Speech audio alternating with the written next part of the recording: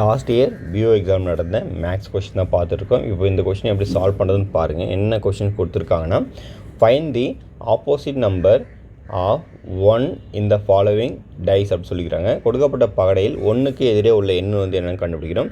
இந்த மாதிரி கொஷின்ஸ் வந்து நம்மளுக்கு இது எப்படி சால்வ் பண்ணுறது பார்த்தீங்கன்னா, ஃபஸ்ட்டு இங்கே கொடுத்துக்கிற டைஸில் எந்த நம்பர் வந்து காமனாக இல்லை அப்படின்னு பார்க்கணும். சரிங்களா? எந்த டைஸில் வந்து ஒரே ஒரு நம்பர் மட்டும் காமனாக இருக்கக்கூடிய நம்பர் தான் எடுத்துக்கணும். 2-3 நம்பர் காமனாக இருந்தால் நம்ம அந்த மாதிரி டைஸை வந்து விட்டுடணும். இப்போ பார்த்தீங்கன்னா ஃபஸ்ட் நான் 2 டைஸும் கம்பேர் பண்ணுறேன். இந்த 2 டைஸில் வந்து என்ன காமனாக இருக்குது? 5 அது கூட இல்லை. சரிங்களா? 1க்கு 5 இருக்குது, அப்புறம் 4 இருக்குது, 2 இருக்குது, இங்கே 6 இருக்குது. எதுவுமே காமனாக இல்லை. சரி, ஓகே. அடுத்து பாருங்கள், இந்த டைஸை இந்த டைஸோடு கம்பேர் பண்ணால் நம்மளுக்கு 5 இருக்குது, அங்கே 2 இருக்குது, 6 இருக்குது. அதுக்கடுத்து இதோட கம்பேர் பண்ணும்போது இங்கே வந்து பார்த்தீங்கன்னா 2 இருக்குது, 3 இருக்குது.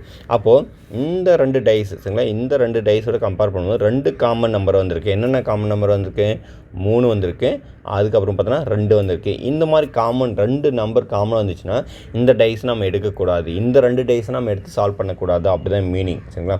அப்போது ஒரு நம்பர், சரிங்களா, என்ன பண்ணோம், ஒரு நம்பர் காமனாக வர மாதிரி தான் நம்ம டைஸ் எடுக்கணும்.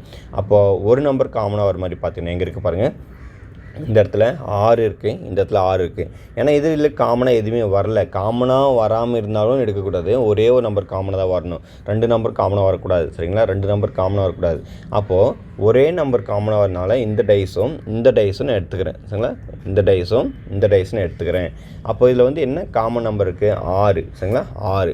அப்போது 6உடைய பொசிஷனில் எடுத்து நான் சால்வ் பண்ணுறேன். இதில் எடுத்துக்கும்போது அடுத்து 6உடைய பொசிஷனில் எடுக்கும்போது நம்ம கிளாக் வைஸ் எழுதணும், இல்லை ஆன்டி கிளாக் வைஸ் எழுதணும். நீங்கள் எந்த ரூல் வந்து அப்ளை பண்ணுறீங்களோ அதே ரூல் தான் அப்ளை பண்ணணும். அப்போ நம்ம கிளாக் வைஸ் எடுத்தால் இப்படி தான் கிளாக் வந்து மணிக்கடிகாரம் இப்படி தான் சுற்றும். அதனால் வந்து எடுத்தோன்னா 6, 5, 4. திருப்பம் இந்த இடத்துல 6ன்னு எழுதும்போது 6, 2, 3, 6, 2, 3. இப்போ பார்த்து அவங்க என்ன கேட்குறாங்கன்னா 1க்கு ஆப்போசிட்டில். சரிங்களா? என்னது? 1க்கு ஆப்போசிட்டில். இங்கே எதுவுமே இல்லை பாருங்கள். 1ன்றது எதுவுமே இல்லை. அப்போது இங்கே எதுவுமே இல்லைன்னா அப்போது இங்கே ஸ்டார்டிங்கில் வந்து என்ன வந்திருக்கோ அதுதான் 1க்கு ஆப்போசிட்டில் இருக்கும். ஏன்னா 5க்கு ஆப்போசிட்டில் 2 இருக்கும், இல்லை 4க்கு ஆப்போசிட்டில் 3 இருக்கும், இல்லை 3க்கு ஆப்போசிட்டில் 4 இருக்கும், இல்லை 2க்கு ஆப்போசிட்டில் 5 இருக்கும். ஆனால் 6உடைய ஆப்போசிட்டில் இருக்க கண்டிப்பாக 1 தான் இருக்கும். சரிங்களா? அப்போ இதுக்கான ஆன்சர் வந்து பார்த்திங்கன்னா, அதாவது 1க்கு ஆப்போசிட்டில் 6 இருக்கும், 6க்கு ஆப்போசிட்டில் 1 இருக்கும்.